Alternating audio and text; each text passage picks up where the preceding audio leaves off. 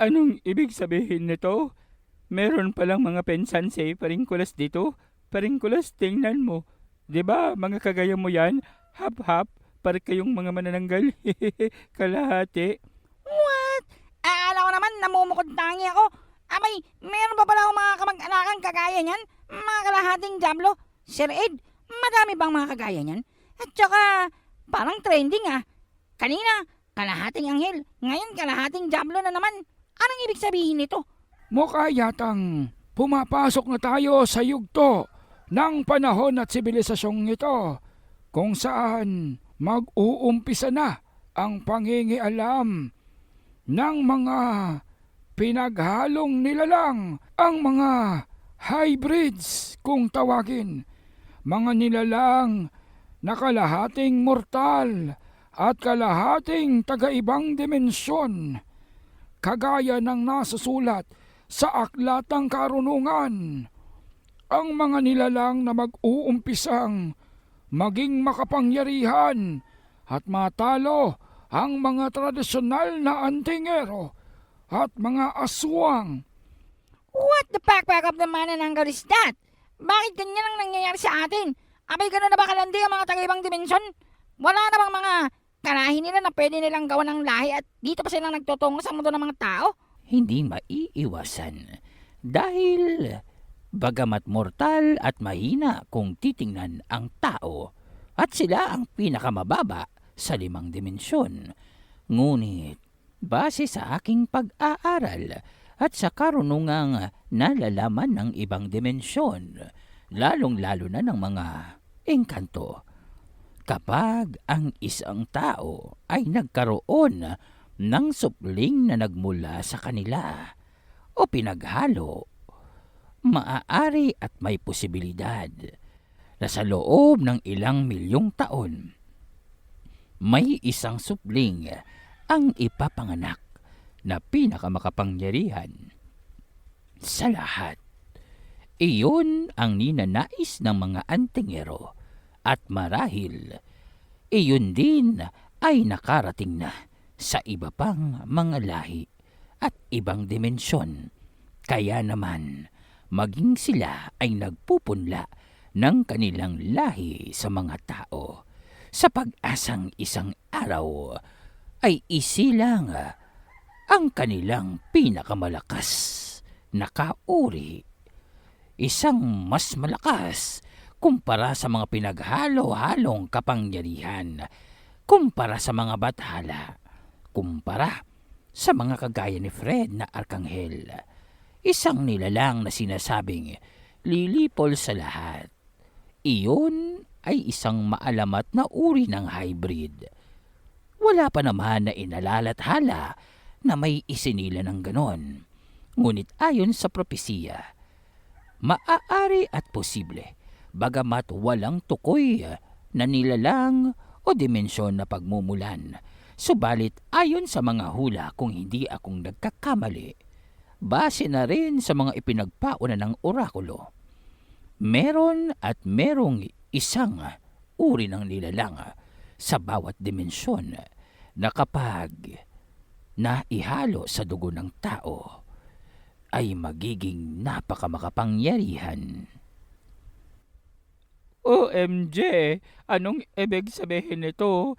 Ibig sabihin ba noon, nagpapaligsahan sila kung sino ang mauunang magkaroon ng anak na may magkapangyarihang katangian? Ibig sabihin ba noon, yung kagaya nitong si Paringkulas? Mukha yatang hindi na updated yung aklat ng karunungan nyo ah. Hindi pa ba nilang nalalaman na isinilang na yung pinakamakapangyarihang crossbreed? Paringkulas, parang kapag sinasabi mo yung crossbreed, feeling ko, isa kang aso. Sorry, joke lang. Teka nga, pwede ba nating mag-consider itong si Paringkulas bilang yung katuparan ng isang hybrid na kagaya niyan na sinasabi nyo? Posible kaya siya yung hybrid ng Diablo at ng tao? Paring Imino naman. Alam mo naman na mahihain ako at ayoko na masyadong ipinangangalandakan ng aking kapangyarihan. At saka, hindi pa bang halata? Obvious na obvious naman eh. Sino ba ang nag-iisang gininto ang Diablo? May nakita ka na bang ibang kagaya ko? I'm the golden boy. I am the man. Teka nga, Sir Ed, Ninang. Kayo ba magkaklase kayo at parang pareho kayo ng nalalamang dalawa? Ano bang gagawin natin?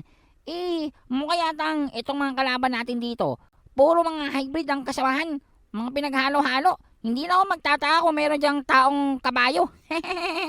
Mga taong engkanto. Well. Speaking of taong engkanto, meron naman tayo ditong si Julia, my friend. Kaya lang hindi kong matukoy kung tao talaga yung nanlahi kay Binibining Mayumi. Hindi naman natin masisigurado kung tao talaga yung si Chief Baba.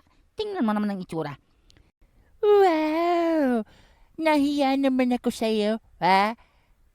Sa ating dalawa, kung pagtatabihin tayo, ha? Mas mukha pa akong tao kumpara sa'yo. Ay, ikaw, kaduda-duda. Yang itsura mo, alanganing tao. Para yatang kahit bang sa karimlan, ha? Hindi kang tatanggapin ng mga diablo. Wow! Talagang narinig mo pa yon? Akala ko'y abala ka dyan sa pakikipag-usap sa mga tauhan nyo. Aba, masyado kang chismakers ha. Pati yung kwentuhan namin dito, naririnig mo. Alam mo, Chief Baba, hindi naman sa pangmamata sa iyo, pero bakit ba kasi ang haba ng baba mo? Uy, teka lang, maalala ko. Ang sabi nga pala ni Binibining Mayumi, Wow! Huwag mo nang sabihin pa yan dito, ha? Saka mo na lamang sabihin yan kapag tayong lang dalawa ang magkaharap. At alam mo naman, ha? Pasmado yung bunganga mo. Baka kung ano pang mangyayari at masira pa ang diskarte ko at momentum sa labang ito. Tabi, at ako nga harap dyan sa mga jablo-jablo na yan. Para sa akin, mga jabilito lang mga yan. Oh, siguro naman hindi labag sa yung kalooban. Ha? Kung akong lalaban dito? well. Hindi ko naman yung ikakasama ng kalooban. Kung kaya mo, di go. Basta wag ka lang magrereklamo kapag inatake ka ng arthritis mo ha. Oh, Julia my friend, narinig mo naman yun. Nagre-request tong parlor dear mo na siya munang makikipaglaban. Abay gusto yatang magpakitang gila sa'yo. Ay nako, kayong mga lalaki talaga kayo. Basta, gawin nyo ang dapat nyong gawin. At mag-iingat kayo. Huwag nyong hahayaan na yung kayabangan nyo umakit sa ulo nyo at baka kung ano pang mangyari sa inyo. Wow! Concerning aking baby darling. O siya, sige, at ipapakita ko sa inyo kung paanong lumaban ng tama, ha? At naroroon nga, sa paghawak nitong si Chief Babalong sa kanyang medalyon, biglaan na lamang nabalot siya ng ginto at itim na usok. At maya-maya pa ay makikita ang kabuuan ng anyo ng itim na kabalyero. Hawak ang kanyang pamosong sibat at ang kanyang kalasag ay naroroong mabilis na lumundag itong itim na kabalyero papasugod sa tatlong tinatawag nilang hybrid, kalahating tao at kalahating diablo.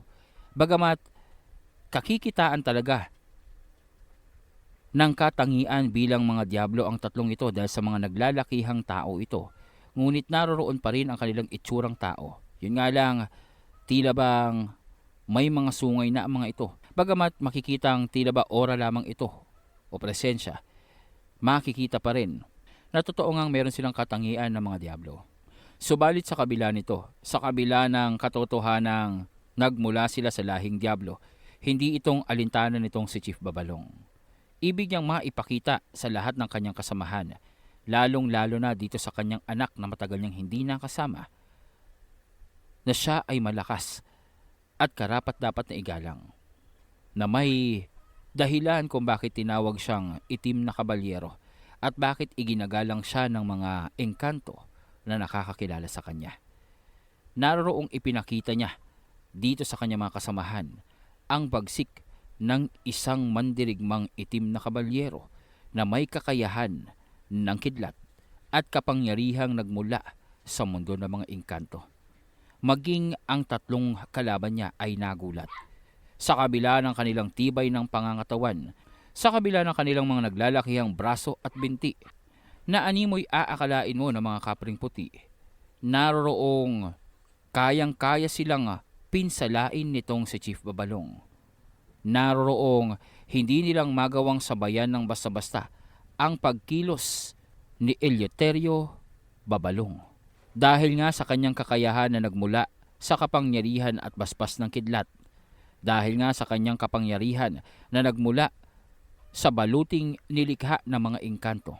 At sa kanyang kasanayan sa maraming pakikipaglaban. Naroroong hindi lubusang maunawaan ng mga hybrid na diablo kung papaanong ang kanilang kapangyarihan at kasanayan bilang mga mahusay na mandirigma ay tila bang nagmumukhang mga baguhan sa harap ng veteranong pulis.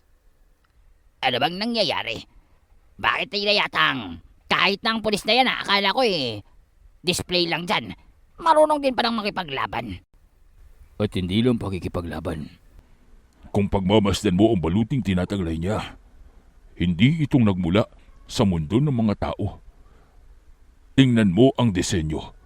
Pagmasdan mo ang mga simbolong nakaukit dito. May natatandaan ka ba? Aba, oo nga no. Kung hindi akong nagkakamali, ang simbolong nasa noo ng baluting iyan ay simbolo ng isang panday na engkanto. Tama ba ako? Tama. Yan ang mga ginagamit na simbolo ng mga panday na engkanto sa tuwing lilikha sila ng kanilang mga obra. Ito'y upang ipagyabang ang kanilang kahusayan. Kaya naman sa lahat ng mga likha nila ay makikita ang markang yan. Ibig sabihin ba rito, isang engkanto ang lalaking yan? Ang hepe ng kapulisan? Maaring may lahi siyang engkanto. Maaring katulad siya ng ilan sa mga kasamahan natin na mga hybrid. Uli kaya naman, maaring nabiyayaan lamang siya ng mga engkanto ng ganyang uri ng baluti. Kung gayon, kung nabiyayaan lamang siya, kung ipinagkaloob yan sa kanya, ibig sabihin, may mahalagang ginampan ng tungkulin ang lalaking yan sa mundo ng mga engkanto. At makikita niyo ito sa kaparaanan ng kanyang pagkilos. Tingnan niyo kung paano niyang salakayin ang tatlong may dugong diablo sa kabila ng kanilang aktibong kapangyarihan. Hindi natitinag ang hepe ng kapulisan. Hindi siyang apektado ng ora ng mga diablo na lumalamon ang ora ng iba. Imposible! Ang dungan ng isang matandang pulis na mahaba ang baba, kayang lampasan ang dungan ng tatlong may lahing diablo. Imposible! Isa itong pandaraya. Tama, isa itong malaking pandaraya. Hindi itong posible, maliban na lamang kung meron silang mga sandatang itinatago na nagpapalakas sa kanilang mga kasamahan. Pandaraya, malinaw na pandaraya. Kung ako ang lalaban dyan, sigurado ako, wala pang 1 minuto, babagsak na yon. Huwag kang magbayabang kung hindi mo sigurado. Dahil ang tatlong yan ay nakalaban ko na sa pagsasanay namin. Lubhang malakas ang tatlong yan. Matindi ang kanilang karunungan at natutuhan nila kung paanong gamitin ng wasto ang mga kapangyarihang na ibigay sa kanila ng kanilang dugo na pagkadiablo. Kaya naman matiti ako, ang lalaking yan ay iba ang antas ng kalakasan at kagalingan sa pakikipaglaban. Kaya wag mo siyang mamaliitin. Kahit ano pa ang sabihin mo, isa yang malinaw na pandaraya. Kaya naman, sa oras na mapabagsak ang tatlong yan, hayaan niyong ako ang lumaban. Huwag mong sabihin na hindi kitang binalaan. Gawin mo ang gusto mo, pero sinasabi ko sa iyo, hindi mo kakayanin ang hepe ng kapulisan. Magandang araw o gabi sa lahat ng ating mga ka-midnight, mga kahaswang. Maraming salamat at panibagong episode po tayo sa ating kwentong Itim na Hunyango. At kung inyong natandaan, the other day, yung last upload natin, that's Wednesday if I'm not mistaken, or Tuesday, that's Tuesday, ay nasaksihan natin kung paanong ang pangkat ng mga mersenaryo at ng mga may kakayahan na naroon sa kabundukan na naglalayong mapasakamay nila ang anting-anting o ang mutya ng Hunyango ay nagpasya na sumugod at makialam sa ginagawang pagkilos nitong pangkat nila Senyor Ibarra. Na para bang kung titingnan nyo ay biglaan. Pero the fact is hindi talaga itong biglaan. It's the other way around. Dahil ang kaganapang ito ay naging bunga ng pag-uudyok ng isang nilalang, ng isang individual na tila bang kumikilos sa likod o sa anino. Isang individual na walang ibang nais kundi ang kasiyahan sa panonood sa mga labanan. Sa kasalukuyan ay wala pa itong si Zen, ang ating main character o ang pangunahing bida sa ating istorya. Subalit, magkagayon pa man kahit wala pa itong si Zen, naroroong pinananatili nitong sila Fred na protektado ang buong pangkat. Tinitiyak nila na walang sino man ang magagawang mapinsala ang kanilang mga kasamahan sa abot ng kanilang makakaya. Sa kabila ng introduction o pagpapakilala sa mga bagong uri ng mga kalaban na tinatawag nga nitong si Sir Ed na hybrids o sa mas madaling term ay mga demi-humans. Ito ay mga pinaghalo o crossbreed ng tao at ng mga nilalang mula sa ibang dimensyon na kagaya ng anghel, diablo, diwata at mga engkanto. So, according to our paranormal o parang normal expert na si Sir Ed, may pinaniniwalaan na propesiya o alamat ang engkanto na maaring nag-leak o nalaman ng iba pang mga lahi, kung saan pinaniniwalaan na ang pinaghalong dugo ng isang ordinaryong tao at ng isang engkanto ay maaaring magkaroon ng bunga, supling, anak o ano pa mang katawagan dito na magtataglay ng kakaibang kapangyarihan na bukod tangi sa lahat. Hindi naman necessarily minention na pinakamalakas o pinakamakapangyarihang uri ng nilalang. Pero ang paglalarawan ay bukod tangi at kakaibang katangian o kapangyarihan na hindi matatagpuan sa ano pa mang uri ng tao, antingero o engkanto. Sa kadahilan ng ito, ang detalye o impormasyong ito ay nakaabot na rin sa ibang dimensyon dahilan upang naroroon nga may mga kalahating diablo, kalahating anghel. Hindi pa natin tiyak kung merong kalahating diwata. May natatandaan ba kayo sa ating mga previous episodes? Sa kasalukuyan, bago pa man sila makapasok sa tarangkahan ng kastilyo nitong si Vladimir, nag-umpisa na nga ang matinding bakbakan, labanan at palitan ng kanilang mga pag-atake upang ipagtanggol o protektahan ng aparato na pilit na kinukuha nitong mga mersenaryo upang pagkakitaan nila. Dito nga ay nag-umpisa ng makipaglaban nitong si Chief Babalong upang magpakitang gilas at maipakita ang kanyang kakayahan. Kaya naman muli niyo po akong samahan sa ating pakikipagsapalaran at pakikipaglaban sa mundo ng itim na Hunyango. Mag-like, comment at mag-subscribe ka na kung hindi ka pang nakasubscribe sa ating storya o sa ating channel. Nang sa gayon ay manatili kang updated sa ating mga kwentong inilalapag every other day dito sa channel na ito. Dumako na po tayo sa ating storya. Wow! Aaminin ko, magagaling kayong tatlo, ha? Pero, para kayong mga babot sa aking paningin, ha? Yung mga pagkilos nyo, kahit nakapikit ako, ha? Kaya kong sanggain. At ka nga mayabang dyan, tanda! Hindi mo kaming matatalo. Hindi ko bang nalalaman? Mataas na uri ng Diablo ang aking ama. Oo nga, kahit ako. Isang malupit at mapangahas na uri ng Diablo ang pinagmulan ko. Pinagbibigyan ka lamang namin, Gurang.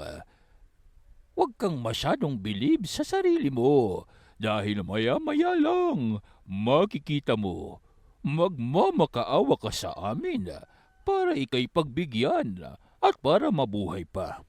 Wow! Nanginginig naman ako sa aking bones, ha?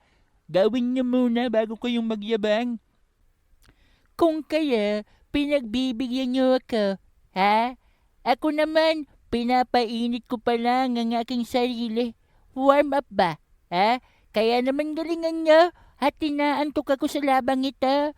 Mga Diablo pa man kayo kung ituring, para naman kayong mga bubuit. Bagay talaga sa inyong tawagin ng mga baguhan, ha? Wow, paring Kulas, hindi mo bang tatayan si Chip Baba? Parang pareho kayo ng teknik. Parang pareho kayo ng panghahasar. Oo nga, parehong pasmado ang bibig. Parang sa tingin ko, mas bagay silang mag-ama kesa naman dito kay Baby Julia. Ep. Hindi kong matatanggap yan. Hindi kong papayagan na siyang maging tatay ko. Tingnan mo naman ang itsura niyan. Oh, baba pa lang ang layo-layo na naming dalawa. At saka, malay nyo, idol lang ako ng Chip Baba na yan, kaya ginagawa niyo yung teknik ko. Well, I must say, effective yan. Maraming beses ko nang nagamit yung pang-aasar sa mga kalaban. Tingnan nyo, parang hindi na malaman ng tatlong yun kung paano nilang kakalabanin niyang si Chip Baba. Wala silang pang-rebat sa mga pambabara niya. Dapat mag-enroll muna sila sa akin para naman alam nila kung paano sasagot sa mga ganyang banat. Ang itim na kabalyero. Sinong mag-aakala na makikita natin sa aksyon ang maalamat na lalaking yan? What? Malamat ba talaga yun si Chip Baba? Ganun ba kasikat yung itim na kabalyero? Ha, Sir Ed? Aba, oo naman. Ang itim na kabalyero ang nag-iisang mortal na kinikilala ng mga engkanto bilang kauri nila, bilang bayani nila. Hindi mo bang nalalaman yon? Hindi na sana ako nagtanong sa'yo kung alam ko yung si Chip Baba pala ay bayani doon. Ang alam ko lang, tumulong sa pakikipaglaban sa mga itim na engkanto. Ama, hindi ko naman alam na pareho pala kaming mga bayani. Alam mo ba, Sir Ed, nakwento ko na ba sa'yo? Meron kaming rebulto nitong si Paring Jimeno doon sa may disyerto. Pinagawan kami ng mga tao doon kasi nga mga bayani kami nila. Pero wag mo lang ikwento yun sa iba. Baka kasi sabihin nila mayabang kami. Pero ganun nga, siguro ganyan talaga pag magagaling. Nagiging bayani sa kung saan-saan. Hoy, kami ang kalabanin nyo at huwag kang tawa ng tawa dyan. Ang sakit sa tenga ng boses mo. Nanonood. Oh, sabi sa'yo paring Kulas, kahit kalaban natin pariho ang kumint, masakit talaga sa tinga ang busis mo. Hoy, Ongas! Sigurado ka bang kakalabanin mo ako? Aba! Hindi mo yatang nakikilala kung sinong kaharap mo. Hindi nga. At saka, dapat ba kitang kilalanin? Tingin ko sa'yo ikaw ang waterboy ng pangkat nyo. Bata, ang mabuti pa, pakintabin mo na lang ang sapatos ko para hindi kang masaktan. Paring Kulas, gawin mo na yung sinasabi niya. Hala ka, sige ka, masasaktan ka niya. Aba, oo nga no, masasaktan tayo. Hoy, kalbong Ongas, wag mo nga akong inuutusan. At saka anong pinagsasabi mo dyan na pakintabin ko yung sapatos mo? Hoy, for your information, FYI, ayan o, tingnan mo, nakapaa ka. Alin ang pakikintabi natin dyan? Ang mabuti pa, yang noo mo na lang ang pakintabi natin at bumbunan mo. Maya-maya naman ang kausap nitong si Kulas ay bigla na lamang nagbago ng anyo at naging isang malatikbalang na tao. Ito ay sa kadahilan ng ang kanyang kausap ay isang kalahating engkanto na naroroong ipinakita ang katawan na malatikbalang. Ngunit nasa anyong tao pa din. Ang kanyang mukha, ang kanyang ulo ay sa ordinaryong tao. Ngunit ang kanyang pangangatawan, ang kanyang buhok, maging ang kanyang tenga ay sa tikbalang na. Maliban pa doon ang gininto ang mata nito na naroroong tila bang nagliliyab at nagliliwanag. Bigla-bigla na lamang na lumabas ang isang engkantadong maso na gamit nitong lalaki at walang pag-aalinlangan na inihampas ito sa kinaroroonan nitong sila Kulas. Mabuti na lamang at naroroong humarang itong si Menandro. Oh, hindi ko papayagan na tumugos siyang pag-atake mo. Akala mo hindi kami nagbabantay ha? Mayabang ka. Isa kang pakulaw. Itong sayo.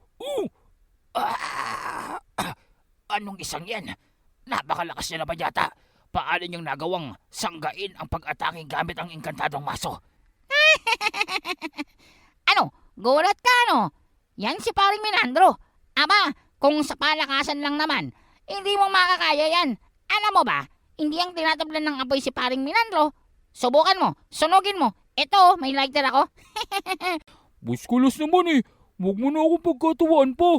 Tulungan mo na lang kaya ako dito. Medyo mabigat tong masong gamit niya. Parang pabigat ng pabigat. Mabuti at napansin mo. Habang tumatagal, habang kinakargahan ko ng enerhiya ang masong to, bibigat at bibigat ito hanggang sa hindi mo nang makayanan at madurog ang mga buto. Aray ko! Teka lang, hindi ba akong tapos magsalita? Bakit? Meron bang time pa sa labanan? Yan ang bagay sa'yo. Aba, malakas pala akong sumipa. Maraming salamat, Boss Kulas. Akala ko madudurog na ako dun. Parang palaki ng palaki yung maso niya. No problem, no problem. Ikaw pa ba? Malakas ka sa akin. Basta akin yung merienda mo mamaya Hoy, ikaw! Basta-basta ka na lamang sumusugod dito Hindi ka nagpapaalam. Hindi mo bang alam? May batas ang labanan. Dapat magpapakilala ka muna sa amin. Aba, bastos ka. Hindi ka marunong mag-introduce yourself. Kailangan magpakilala ka. And what is your favorite color? Kulas, huwag ka nang makipagbiruan pa dyan.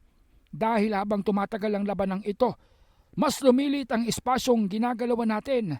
At abala sa pakikipaglaban sila Chief Babalong at Fred. Tandaan mo, isang pagkakamali lamang natin dito, maaaring masira ang buong plano, lalong-lalo na kapag nagtagumpay sila sa pagkuha sa aparato. Huwag kayong mag-alala. At na-secure na natin ang aparato. Hindi silang basta-bastang makakalapit dito at binabantayan na ito ng aking mga alagad. Ituon niyo ang inyong atensyon at puwersa sa pagtapos sa ating nasa harapan. Kailangang matapos ito bago ang pagsikat ng asul na buwan. What? Asul na buwan? May pula, may dilaw, meron pang asul. Aba, bakit? Anong mangyayari senyor kapag sumikat ng asul na buwan? Di magkakaroon ng blow moon. Ay, ang slow mo naman. Aray ko, bakit ka naman namamalo? Ang obvious mo naman Hindi yun ang ibig kong sabihin. Anong mangyayari? Bakit parang nagmamadali si senyor? Dahil kapag nangyari iyon, maaaring dumoble ang lakas ng mga kampon at baka hindi nang tumalab pa ang aparato natin at hindi na silang magawang paralisahin ito. Kaya naman bago mangyari yun at bagong lumampas ang ating pagkakataon sa gabing ito, gawin niyo ang lahat upang matapos ang mga balakid. Base sa pag-aaral ng mga siyentipikong tauhan nitong si Senyor Ibarra, sa gabing iyon, sisikat ang asul na buwan. Nangangahulugan ito ng paglakas ng mga bampira at ng mga nilalang na nasa hanay ng kanilang lahi. Sa makatuwid, ang mga kagaya ng kampon na may dugong bampira ay mas lalakas pa ang kapangyarihang taglay. At ang ipinapangamba nitong si Senyor Ibarra na kapag nahuli sila at kapag nag-umpisang magliwanag ang asul na buwan, ay hindi nang gumana pa ang kanilang orichalcum at ang aparato at hindi nang maparalisa pa ang isang batalyon ng mga kampon. Ibig sabihin noon, mawawalan sila ng pagkakataon na makapasok ng ligtas at mahanap ang kinaroroonan ng mutya ng Hunyango. Maliban pa doon, kung ipagpapaliban nila ang kanilang pagpasok, ay maaaring makabuo pa ng panibagong plano ang kanilang mga kalaban, ang mga kakompetensya nitong si Senyor Ibarra, at maaaring magkaroon pa ng aberya o problemang hindi nilang inaasahan na maging dahilan ng pagkakaudlot ng kanilang pagkuha sa mutya. O di kaya, magkaroon ng pagkakataon ang ibang puwersa upang maunahan sila sa pagkuha sa mutyang ito. Kaya naman, oras ang kanilang kalaban. Kailangan nilang tapusin ang kanilang mga kaharap bago pa ang itinakdang panahon. Bagay na agad na naunawaan nitong sila Kulas. Kaya naman mula sa kakatuwang mga itsura nito at pananalita, naroroong biglaan na lamang sabay-sabay na nagbago ang kanilang mga ora at pagkilos. Ang ora na kanina ay magaan lamang at nagkakasiyahan, biglaan na lamang naging seryoso at naroroong tila bang bumigat ang presensya sa kapaligiran. maging ang mga kalaban ay naramdaman ito.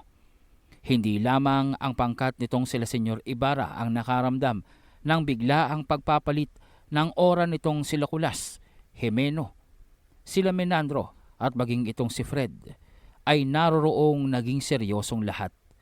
Para bang kasamaan o para bang napakabigat ng kanilang naramdamang uri ng presensya na may pagnanais na pumaslang.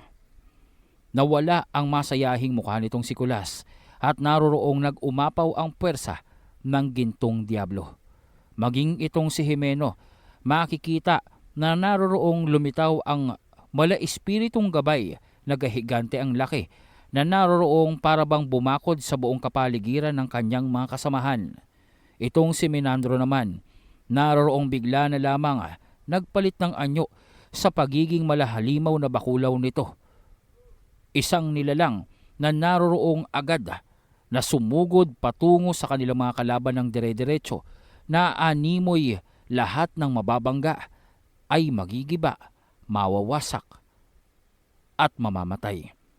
Kasabay nito ay ang pagpapalit ng pakpak nitong si Fred patungo sa pakpak na kaloob sa kanya ng bathalang si Nixa. Kaugnay pa nito ay ang paglitaw ng kanyang gabay, ang kanyang gabay na si Albus at ang kanyang kerubin. Itong kerubin ay nasa anyo ng bawa, habang ang kanyang gabay na si Albus ay naroroong lumipad sa himpapawid at nagsabog ng nakakasilaw na liwanag na tila bang umulan patungo sa mga kalaban. Dito ay nahintakutan ang mga mersenaryo. Maging sa malayong lugar, maging sa lokasyon nitong mayordomo at ni Bellatrix, makikita ang liwanag ni Albus, hudyat ng pag-uumpisa ng seryosong laban. Subalit, ano nga ba ang kahahantungan ng mga kaharap nila sa ganitong antas ng pagseseryoso ng mga antingero? Nalinti ka na. Sinasabi na nga ba? Isang pagkakamali ang sumunod tayo sa lalaking yun. Bakit naniwala tayo sa nakamaskarang yun? Bakit sumugod tayo dito? Sabi na nga ba, mga halimaw ang katapat natin. Nako, ano yan?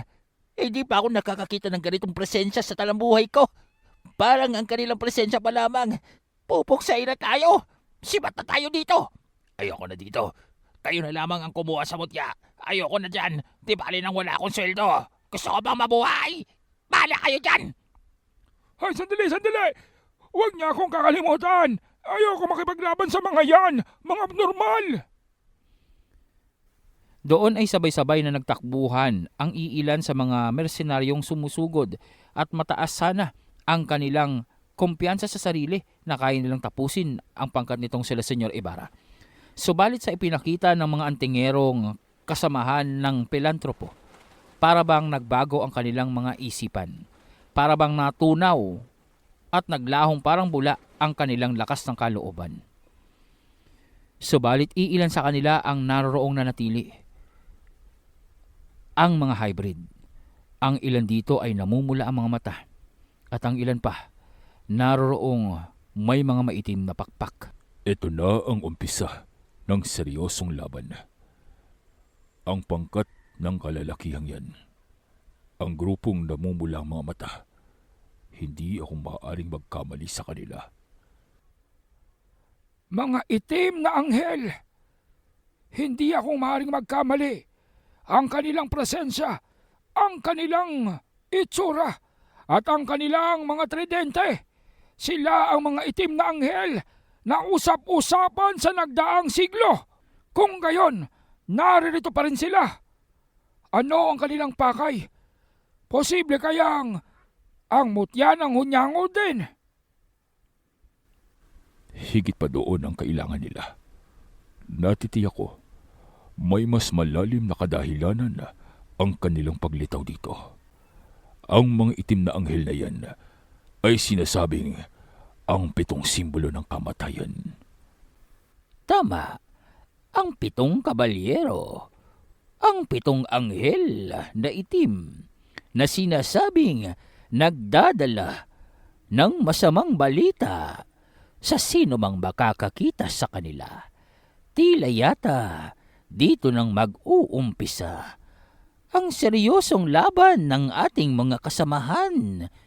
Sana lamang ay masabayan nila ang mga anghel na yan na sinasabing marami na ang pinuksa sa hanay ng mga antingero. Ang 7 kabalyerong itim. Doon ay makikita ang kakaibang itsura ng tinatawag nilang mga itim na anghel. Matayog ang tindig ng mga ito. Nasa likod sila ng mga hybrid na engkanto na tila bang kasamahan ng mga ito. Tila bang naroroong nagbabantay lamang at nag-aabang ng kanilang pagkakataon upang kaharapin ang mga antingero.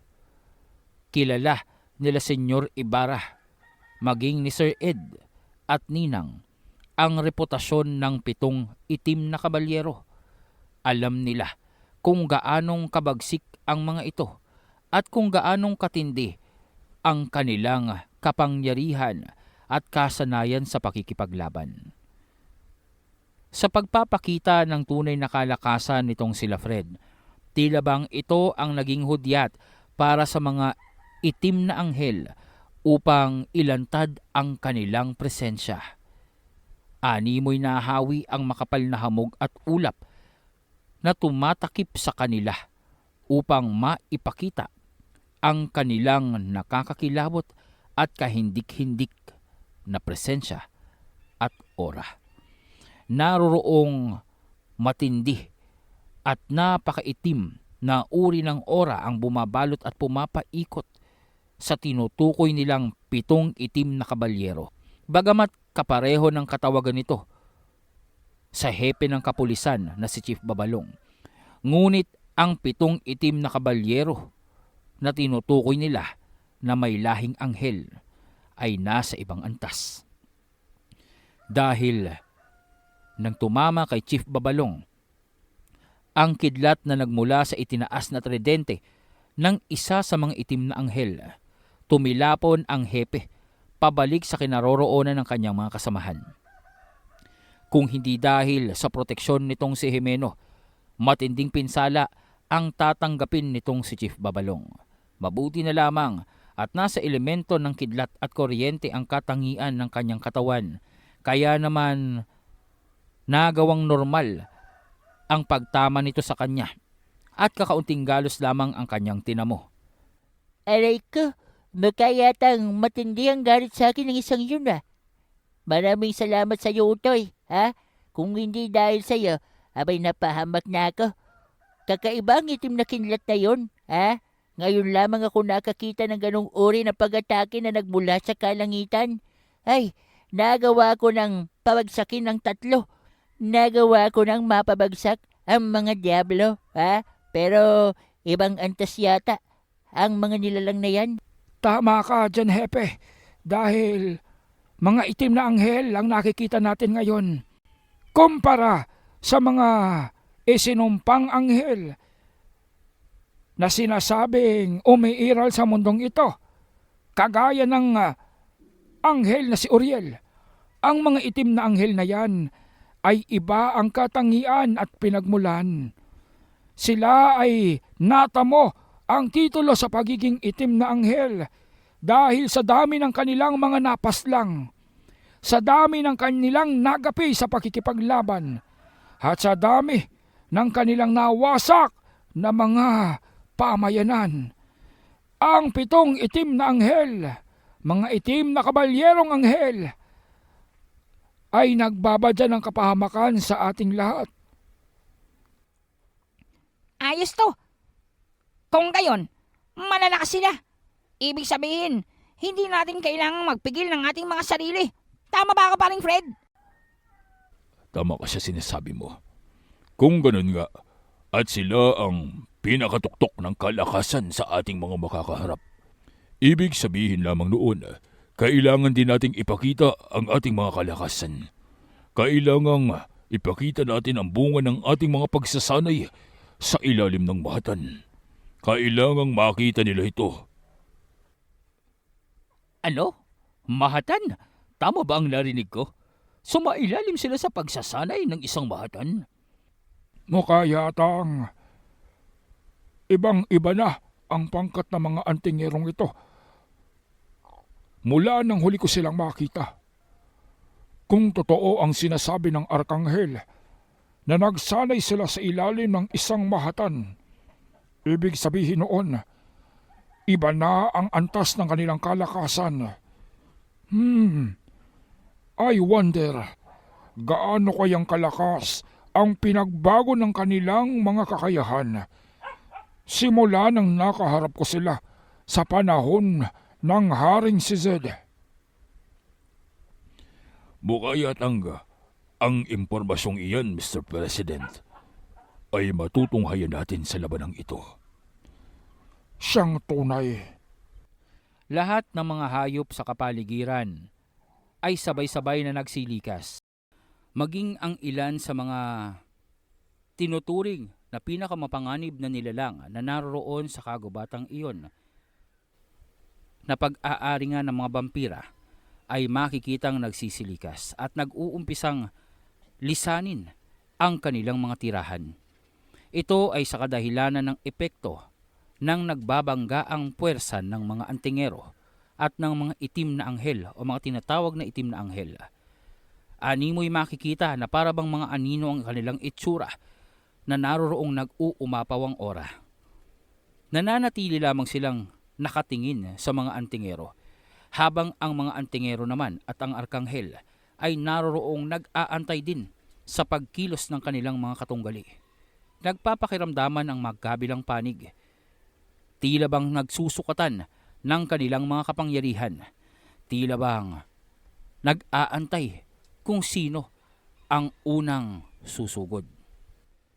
Ang unang pumasok ay siyang unang babagsak. O ha? Sige, subukan yung sumuko dito. Tingnan natin kung sino ang unang tutumba sa inyo. Aba, may mga pa-epek-epek ba kayo ng itim na aura nyo? Akala nyo matatakot kami sa mga ganyan? Aba, may kilala akong nilalang na mas maitim pang aura kumpara dyan. At nag-iisa lamang yun. Kayo, sama-sama pa para lumika ng ganyang uri ng presensya? So pathetic. Paring Kulas, what is the meaning of the pathetic? Ewan ko, basta maganda pakinggan. Paring Meno, tiyakin mo lamang na nakahanda ang iyong suporta. Sa isang pagsugod, ibabagsak namin sila ha. Paring Fred, alam mo na, dating gawi. Paring Minandro, siguraduhin mong ang depensa mo ay nakahanda. Siguraduhin mong ang pwersa mo magagamit natin dito, pero wag kang magwawala ha. Balita ko nagwala ka daw dun sa kagubatan nung nandun pa dun sa saan ba yung lugar? Naikwento lang sa akin ni Paring Tibor nung nagsanay kayo. Oo, akong bahala. Hindi na mauulit yun. Tibor naman, pati ba naman yun? Kinuwento mo kila Boss Kulas. Ay, masisisi mo ba ako? Naubusan na kasi kami ng pinagkukwentuhan nung nagdaang gabi. Kaya ayun na lang ang naikwento ko sa kanya. Pero huwag ka nang magalit. Bida ka naman sa kwento ko. Oo nga, parang feeling ko nga mag-asawa kayong dalawa sa pagkukwento nitong si Paring Tibor tungkol sa'yo. Alam mo ba, hangang-hanga siya sa'yo. Kulang na lang daw halikan ka niya sa labi. Naku naman, Boss Kulas. Nagkakatakot naman yung kwento mo. Huwag mo nang ituloy. Kaya galingan mo dito, dahil kapag pumalpa ka dito, aba, mahahalikan ka namin ni Jimeno dyan kay Paring Tibor. Sige ka. Oo, gagalingan ko. Kahit pang sukdo lang, buhay ko na ang maging kapalit. Huwag mo lang ang papahalikan dito kay Tibor. Ay, grabe siya, Parang kung magsalita ka, hindi mo akong kaharap dito, Minandro naman, parang wala tayong pinagsamahan. Ano ka ba? Friends lang tayo, tsaka... alam ko na yan, may Maria ka na. Teka nga, nasan ba yung Maria na yan? Ano pa? Di dumidikwat. Sigurado ako, nandyan yan at naghahanap na ng mga mananakaw niya at maibibenta.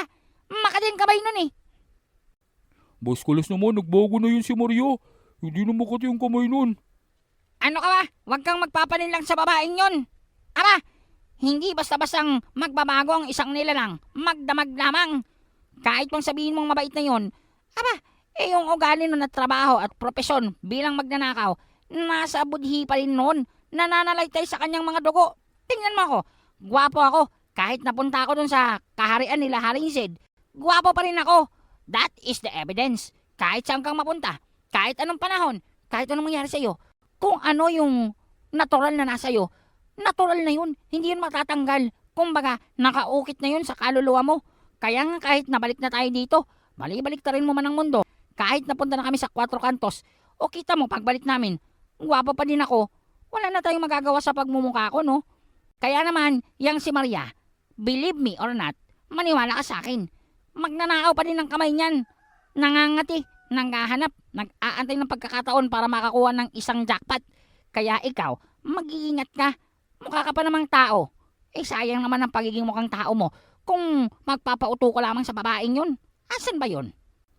Ewan ko, basta kanina, kausap lamang siya nila President.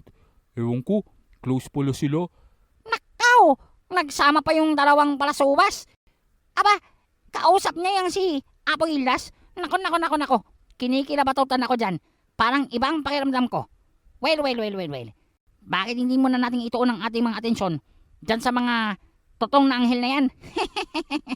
Tingnan natin kung gaano ba talaga silang kalakas. Baka puro forma lang sila, mga intro boys. Ano, mauna na ako ha? At doon nga ay bigla na lamang lumipad itong si Kulas at ibinuka ang kanyang napakalaking pakpak. Kasabay nito ay ang pagliliwanag ng gintong tila bang ora na naiiwan sa kanyang likod. Mabilis siyang sumugod patungo sa mga anghel o sa itim na anghel. Ngunit bago pa man siyang makalapit dito, inihagis niya kaagad ang kanyang sibat. Subalit para bang tumama ito sa isang hindi nakikitang uri ng depensa at huminto ito sa kalagitnaan ng ere. Mabilis naman itong tinawag nitong si Kulas upang bumalik sa kanya. Kasabay nito, lumapit sa kanya itong si Fred. Mukha yatang nakahanda ang ating mga kalaban. Tila yata hindi basta-basta ang kanilang antas ng depensa. Mukhang ganon ang kalagayan dito. Mukha yatang hindi magiging madali ang laban natin, paring Fred, pero alam kong makakaya natin sila. Tingnan mo, hindi silang naghihiwa-hiwalay. Dahil ang ibig sabihin lamang yan, malakas sila kapag magkakadikit. Ibig sabihin yan, kailangan lang natin silang buwagin. Subalit ang ideya ni Kulas ay hindi magiging madali dahil ang mga itim na anghel na ito ay tila bang may koordinasyon ang bawat pagkilos. Kumikilos ang kanilang grupo bilang isa. Ito ang kadahilanan kung bakit sa dami ng kanilang pakikipaglaban ay hindi pa silang natatalo o napupuksa. Ito ang kadahilanan kung bakit walang gustong bumangga sa kanila dahil solido ang kanilang pagkilos at kaparaanan sa pakikipaglaban. Hindi silang lumalaban ng individual. Bagkus, ang bawat kakayahan nila ay tila bang sinusuportahan ang kakayahan ng bawat isa upang lumikha ng isang mas epektibo, mas malakas, at hindi nagigibang depensa at opensa. Ito ang kailangang paghandaan nila Kulas dahil sa oras na kumilos ang mga itim na anghel ay tiyak ang pinsalang malilikha nito sa kanilang grupo. Inoobserbahan ng mga itim na anghel ang mga kaparaan ng ginagawa ni Kulas. Nakikita nila ang nag-uumapaw na enerhiya ng isang diablo. Maliban pa doon kung matatandaan, ang isang gintong diablong kagaya ni Kulas ay kumakain ng mga malalakas na emosyon, galit, puot, takot, kalungkutan, paghihimutok. Ito ang nagiging kalakasan ng kanyang enerhiya at ng kanyang katawan. Bagay na nag-uumapaw naman sa mga itim na anghel. Kaya naman naroroong tila bang nag-iingat ang mga itim na kabalyerong anghel. Kinokontrol ang kanilang mga emosyon, maging ang mga pagkilos dahil batid nila ang kakayahan nitong gintong diablo. Ngunit mahirap ito para sa kanilang parte. Dahil maliban sa gintong diablo ay naroroon ang presensya ng arkanghel na para bang hindi komportable ang mga itim na anghel na nararamdaman nila ito. Nag-uumapaw ang dibinong enerhiya. Nag-uumapaw ang kalakasang banal na nagmumula dito kay Fred, na para bang liwanag na nagmumula sa sikat ng araw na kanilang direktang tinititigan. Ito ang dating sa kanila ng Arkanghel. Nakakasilaw na enerhiya. Kaya naman, hindi nilang basta-bastang maibalanse ang dalawang ito. Isang mula sa enerhiya ng Diablo at isang mula sa enerhiya ng banal. Ang kanilang depensa, bagamat matibay, ay nag-uumpisang magkaroon ng lamat dahil sa magkasalungat na enerhiya ng magkaibingang Arkanghel at Antingero. Maliban pa doon ay ang epekto ng kapangyarihan at bendisyon.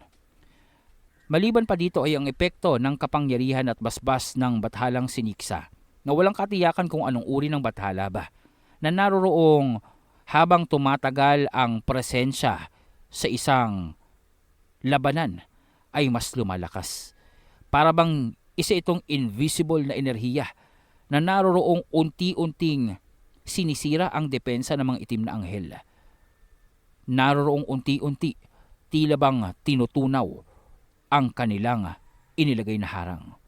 At maya-maya pa, sa hindi inaasahang pagkakataon ng mga itim na anghel, nabuwag ang kanilang depensa nang mula sa ere bumagsak itong si Menandro kasabay ng paghampas ng kanyang dalawang kamay sa lupa. Dito ay hindi nang naiwasan pa ng mga itim na anghel ang umiwas, ang ilan lumipad at ang ilan naroroong lumayo sa kinaroroonan nila, dahilan upang mabuwag ang kanilang formasyon. Ito ang hudyat para kila Kulas upang sumugod. Agad na dinaluhong nitong si Kulas ang dalawa sa mga itim na anghel. Itong si Menandro naman, naroroong sinalakay ang pinakamalaki sa 7 naroroon. At itong si Fred, naroroong kinalaban ang mga lumilipad sa ere. Nag-umpisa ang mga pagdagundong ng mga pwersa. Nag-umpisa na mailantad sa kanila ang tunay na itsura ng mga tinatawag na itim na anghel. Lumilitaw na hindi sila mga literal na anghel. Ang kanilang mga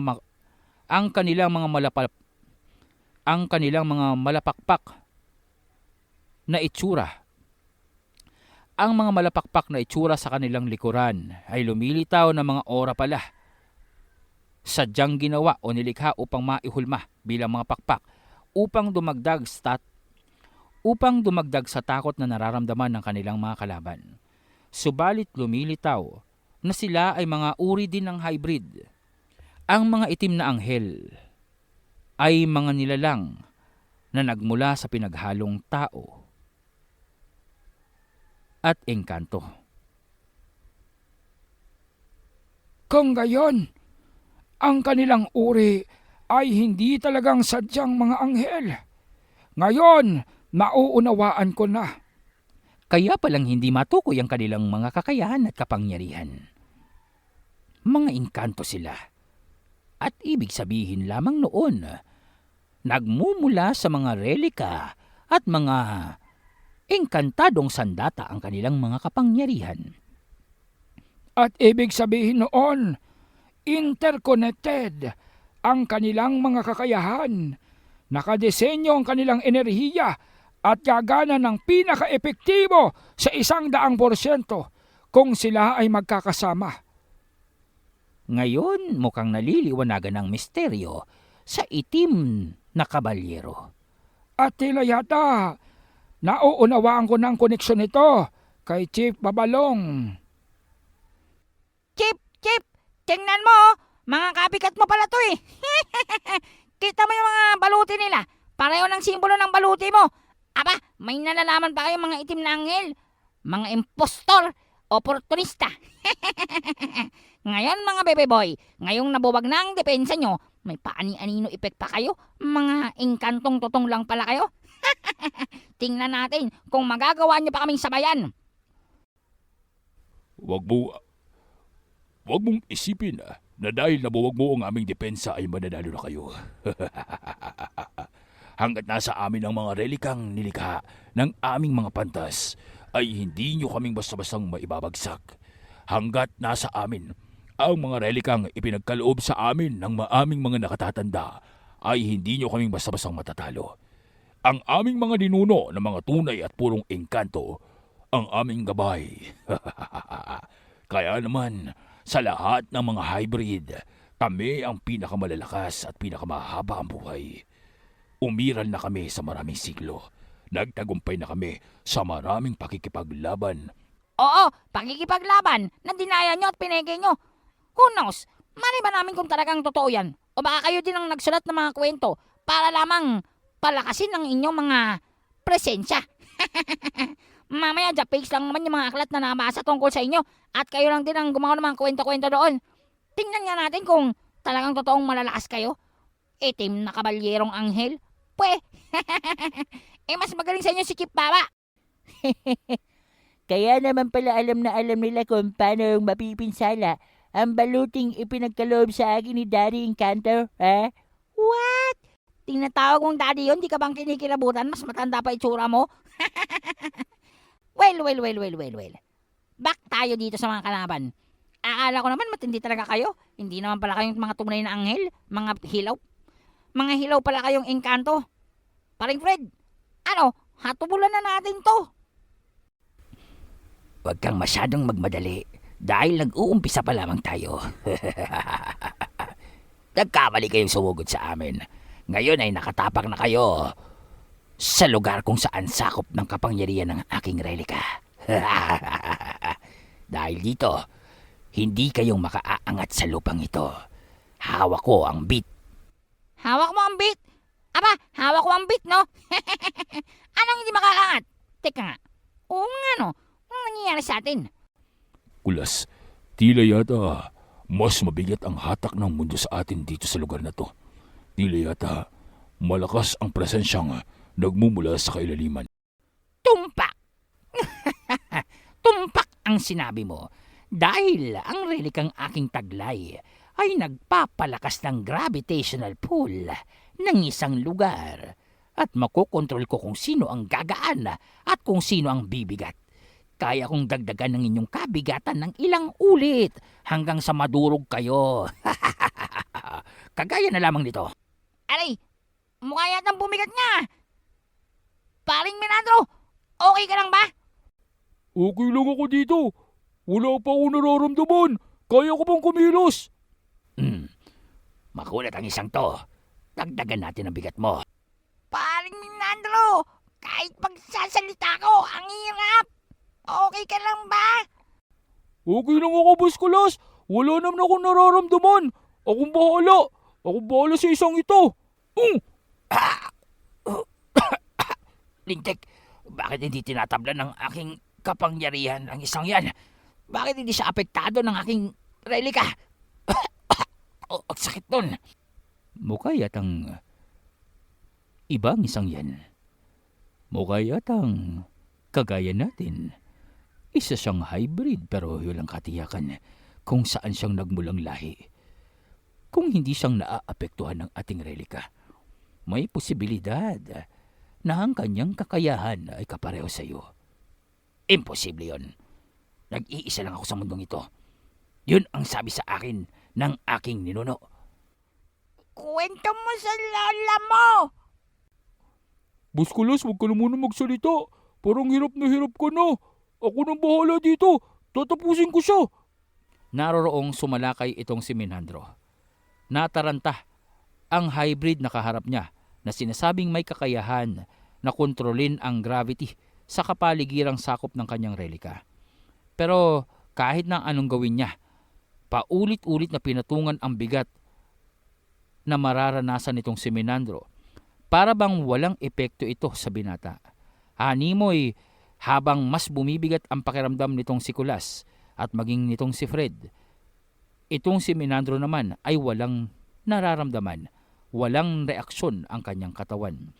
Itong si Fred naroroong sinusubukan upang makansela ang epekto sa kanyang katawan sa pamamagitan ng basbas na nagmula kay Nixa.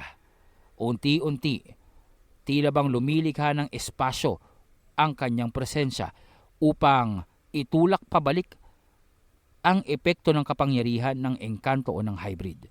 Habang itong si Kulas naman, dahil sa kanyang purong kapangyarihang itim na nagmula sa pagiging diablo niya ay naroroong kontra ito pagdating sa kapangyarihan ng engkanto.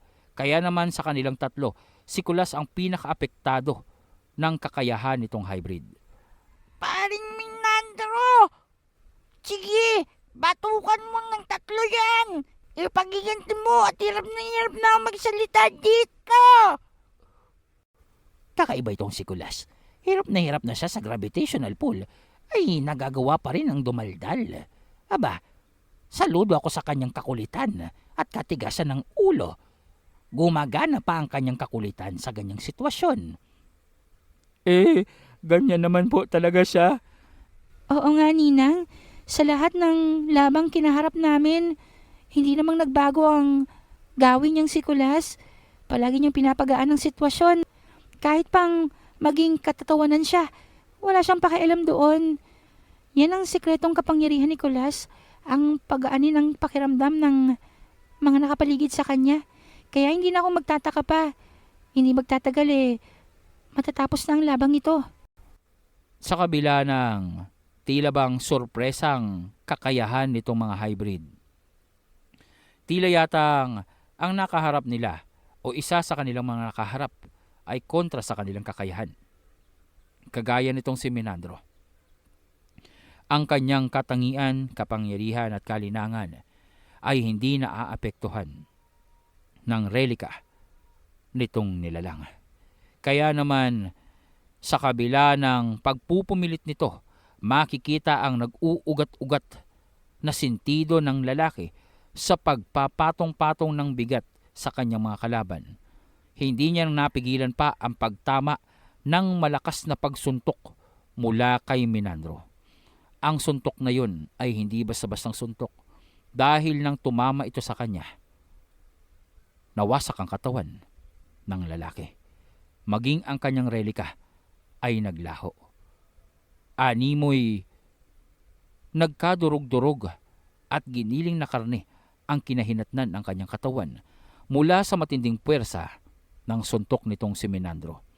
Ito ay sa kadahilanan na kahit pang hindi namamalayan nitong si Minandro, ang enerhiya ng ginawang pag-atake sa kanya ng lalaki ay tinipon niya sa kanyang kamao. At iyon ang tumama dito sa lalaking kalaban niya. Dahilan upang ang pinagsama-samang enerhiya ng pinagpatong-patong na bigat ng mundo na nasa kanyang mga kamay ay solidong tumama sa nilalang. Hindi na nagkaroon pa ng pangalawang pagkakataon ang kalahating engkantong ito. Kasama ng kanyang relika, naglaho siya sa pag-iral. Sa kabila nito, makikitang tila bang kalmado ang anim pa sa kanyang mga kasamahan. Tila bang hindi nitong ipinapakita ang kanilang pagkabigla o ang kanilang pag-aalala. Nananatili sila sa kanilang postura. Matatandaan na ginagawa nila ito dahilan upang maiwasan ang patuloy na paglakas ng gintong diablo na nasa harap nila. Sa oras na magkamali sila, sa oras na bumigay ang kanilang mga isipan at emosyon, dire-diretso na parabang nakabukas na gripo ang paghigop ng enerhiya nitong si Kulas sa kanila. Ito ang kaalamang taglay nila. Ito ang katotohanan sa kapangyarihan ng gintong diablo. Kaya naman, madalas sa oras na nasa anyo ng gintong diablo itong si Kulas, ay nababaliktad ang laban nila ng kanilang mga katunggali. Ito ang alam ng mga itim na kabalyerong anghel na magiging dahilan ng kanilang pagkatalo. Kaya naman labis ang kanilang pag-iingat. At maliban pa doon, inaasahan na nila na ang kasamahan nilang may kakayahan sa gravitational pull ang unang babagsak sa kanila. Dahil maliban doon, wala nang iba pang kakayahan ang lalaking ito. Tila bang ginawa lamang nila ito upang mailantad ang ilan pa sa kakayahan ng kanilang mga kalaban. Subalit dahil sa nangyari sa kanilang kasamahan, maging ang kanilang proteksyon, ang kanilang depensa na kanina ay pumigil dito sa sibat nitong si Kulas, ay naglaho na rin at tuluyang nabasag. Wala na silang magagawa pa kundi ang kaharapin ang mga antingero sa pakikipaglabang individual, dahil kung mananatili sila sa kanilang formasyon na magkakasama, hindi malayong mangyari na magaya sila sa kanilang kasamahang nawasak. Dahil naroroong nag-uumpisa na naman sa paghahandang pagsugod itong si Menandro. Umanda kayo! Nararamdaman ko pa ang enerhiya sa aking mga kamao. Kung anong nangyari sa kasamaan nyo, ganun ang mangyayari sa inyo. Magbabayad kayo sa ginawa niyong pagtatangka sa amin, lalo na kay Buskulos. Teka. Kumalma ka lang. Tiran mo naman kami ng kalaban. At saka, oo na, nakita na namin yung kapangyarihan mo. Astig nun ah. Parang hindi ka man lang tinabla nung, ano kayang kapangyarihan yon? Ang weird. Parang hindi ako makapagsalita at parang slow motion lahat ng pagkilos ko. Pero ngayon, parang magaan na ulit ang pakiramdam ko. Pwede na akong tumalon-talon. Hoy, ikaw. Oo, ikaw na mukhang uwak. Halika dito, tayo maglaban. Mukhang pakiramdam ko, ikaw yung magandang puksain dito eh. Matangkad, payat, at mukhang patpatin. Well. Anong kakayahan mo? Subalit nang humarap sa kanya ang tinatawag niyang mukhang uwak, biglang lumaki ang katawan nito. Napakatangkad. At tila bang kaharap ni Kulas ay isang pader. Op, teka lang. Ang laki mo naman yata. Pwede bang yung isa na lang? Yung katabi mo? Wag na ikaw. Umalis ka dyan. Parang Menandro, sa'yo na yan. Ayoko niyan. Ang laki-laki pala niyan eh. Aba, napiki ako dun ah. Subalit, hindi siyang pinakinggan nitong nilalang. At agad na sumugod sa kanya. Hawak nito ang isang napakalaking kampilan. Isang kampilan na sa tuwing ihahampas, nawawasak at tumilikha ng malaking hukay sa lupa. Wow! Kamuntik na ako dun ah. Muntik na ako maging story. Grabe namang paghampas na yun. Lumili ka ng balon.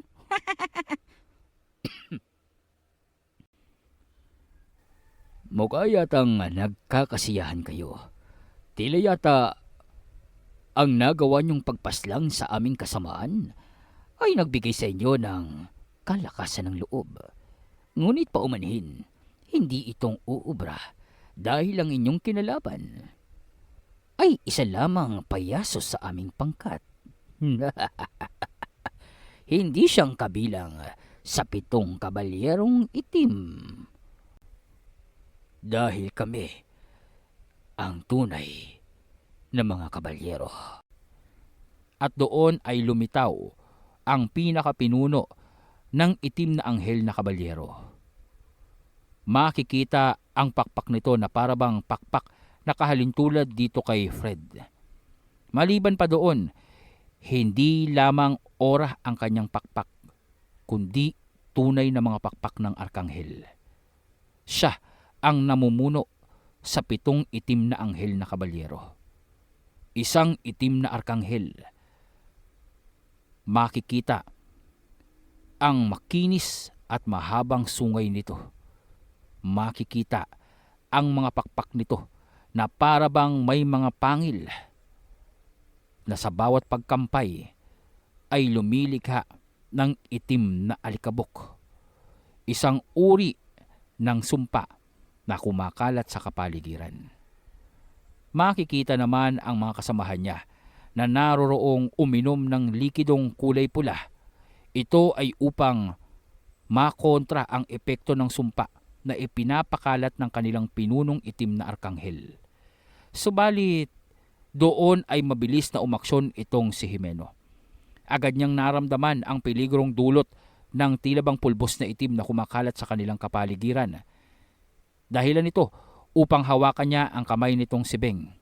At kagaya ng ideyang ibinigay sa kanila nitong si Ninang, ginamit nitong si Jimeno at Beng ang tubig ulan mula sa sinaunang tubig na kapangyarihan nitong si Beng upang lumikha ng ambon sa kanilang kapaligiran. Maya-maya pa, ang ambon ay naging malakas na ulan. Dagli ang napawi ang sumpa. Tila bang nahugasan ang kapaligiran.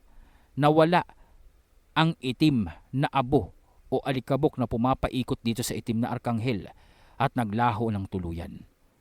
Kasabay nito, ang mga halamang nangangamatay dahil sa epekto nito ay muling nabuhay at tumubo. Dito nang natigil ang pagkampay ng itim na arkanghel at lumapag sa lupa. Ayos yun, Bebe Beng ah. We are compatible for together. Basta, bagay na bagay tayong dalawa. Ano? Ang galing nung kapangyarihan natin. A pair. Ewan ko. Ewan ko sa'yo. Bigla-bigla mo nalang hinahawakan ng kamay ko. Pasalamat ka hindi kitang sinampal. Mahusay. Napakahusay ng ginawa nyo. Sinong mag-aakala na ang aking teorya pala ay maaaring maging totoo? What? Ibig sabihin hindi kang tiyak doon sa sinabi mo, Nenang? Haka-haka lang ba yon? Oo, hindi kong tiyak yon, pero tingnan nyo naman. Nagawa nyo. Ibig sabihin, posible. Mahusay, mahusay. Kahanga-hanga. Isang pangmalawakang epekto ng sumpa, naglaon ng parang bula dahil sa kapangyarihan ng dalawang yon. Napakalayo na talaga ng kanilang narating, lalong-lalo na dahil sa pagsasanay sa ilalim ng mahatan. Ngayon, mas kumpiyansa na ako na anuman ang kaharapin namin ay magagawang malampasan dahil sa kanilang pagtutulungan. Ngunit, ang itim na arkanghel na yan ay isang masamang balita. Seryoso ang lahat, lalong-lalo na nang lumapag ang itim na arkanghel at naroroong kinuha mula sa kanyang likuran ang kanyang espada. Nakaabang ang lahat sa mga susunod na mangyayari at sasabihin ito. Kahangangan ang inyong ginawa. Hindi ko akalain na ganyan pala ang inyong kapangyarihan. Ang seryoso ng itsura mo at mukha mo. Tapos yung boses mo. Mukhang pang payaso. Ay nako, paano ba kaming magsiseryoso niya sa laban? Ganyan ang boses mo. Ang liit-liit, ang cute. Wag mo akong aasarin at wag mong pagtatawanan ng boses ko dahil magbabayad kayo sa oras na mag-umpisa ako magseryoso. Hindi ko nga hayaan ang ginawa niyong pang-aalipusta sa aking mga kasamahan. Hindi ko nga hayaan na pastusin niyo ang aming grupo. Ako, bilang pinuno ng mga itim na anghel, ang tatapos sa inyo. Hindi ko alam kung matatakot talaga ako. Paring Imeno, anong gagawin natin dito? Para akong kinikiliti nang walang kumikiliti sa akin. Paring Kulas, hindi mo bang napansin ang boses mo? Maliit din na kagaya niyan. Huwag kang masyadong harsh sa kanya. Tingnan mo, kahit maitim siya namumula na siya. Oo nga no. Oy, anghel na katong. Bakit nagbablush ka? Oy, siguro may crush ka sa akin. Ang seryosong kapaligiran, ang mabigat na presensya, para bang biglang naglaho dahil sa pang-aalas ka nitong si Kulas sa kanilang kalaban. Hindi ito maiiwasan dahil ito na ang natural na katangian ni Kulas. Sa kabila ng tindi ng presensya nitong itim na arkanghel, nagawa pa itong pagtawanan ng binata. Walang kapatawaran ang ginagawa niyo pagtawa sa akin. Kaya naman, ito ang nararapat sa'yo. At doon, bigla ang lumitaw ang isang pulang karit na hawak-hawak nitong itim na arkanghel. Agad niya itong inihataw kay Kulas sa intensyong pugutan ito ng ulo. Subalit, naroroong humarang si Albus at pinigilan ito ng kanyang mga kamay. Nawasak ang karit at tila bang napulbos. Kasabay nito ay ang pagtititigan nitong si Kulas at titong si Fred at bigla ang umatake ang dalawa. Naroroong tumama ang malakas na pagsuntok dito sa itim na arkanghel mula kay Kulas, kasabay ng malakas na sipa mula kay Fred dahilan upang bumulusok ito mula sa kanyang pagtakasana at paglipad sa ere. Naroroong tumama ito sa batuhan at nawasak ang bato at naroroong tila bang lumubog siya sa kailaliman ng lupa. Ngunit sa kabila noon ay biglaan na lamang na nawasak ang lugar kung saan bumaon itong itim na arkanghel at naroroong nagsitalsikan ng mga bato. Lumitaw na muli ang nilalang kasabay ng paghuhudyat nito sa kanyang mga kasamahan. Doon ay makikitang bumagsak ang 6 sa mga kasamahan nitong itim na anghel at naroroong inilapat ang kanilang mga palad sa kalupaan. Dito ay lumikha ng liwanag na tila bang uri ng ritual at inkantasyon ang mga ito na naroroong magkakaiba ang kulay. Kasabay nito, lahat ng liwanag na iyon ay pumasok sa katawan ng itim na arkanghel. Kasabay nito ay ang paglitaw ng tila bang matang kulay pula na nasa taas ng itim na arkanghel at ang pagsabog ng pulang liwanag na nakaasinta sa lahat ng mga antingerong naroroon. Bilisan nyo! Umilag kayo! Oh my ships, hindi ko mapipigilan ng lahat. Mga ka-midnight, dito na muna nating pansamantalang tatapusin ang ating kwento. Magkarinigan tayong muli sa susunod nating kabanata at sana po ay huwag kaligtaan ang pag-iwan ng like, comment at pag-share ng ating video. Mag-subscribe ka na rin kung bago ka pa lamang dito sa ating channel at sana ay naibigan mo ang tampok nating kwento sa gabing ito. Ano ang mangyayari? Tila yatang ang pagsugod na ginawa nitong mga kalaban ng ating mga bida ay mapaminsala at delikado. Magagawa kaya nilang maiwasan ang pulang liwanag na tatama sa kanilang lahat? O sino kaya ang maaring masawi sa pagkakataong ito? Lahat ng yan ating tunghayan sa susunod nating upload. Sana po ay manatili kayong updated sa ating mga kwento. Again po, ang ating upload ay every other day na muna para naman po magkaroon tayo ng panahon na just in case may plan B tayo.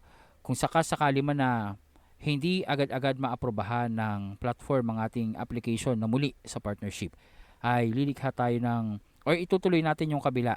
Sana suportahan nyo po yung kabantay natin. Alam ko yung iba sa inyo nakasubscribe na doon. At maglalapag tayo doon ng mga short stories or mga one-shot stories. Gusto ko pong ituloy yun at gusto ko pong i-push yun para ma-monetize. Para nang sa gayon, sakali man, pero wag naman sana. Pero sabi nga nila, expect the worst.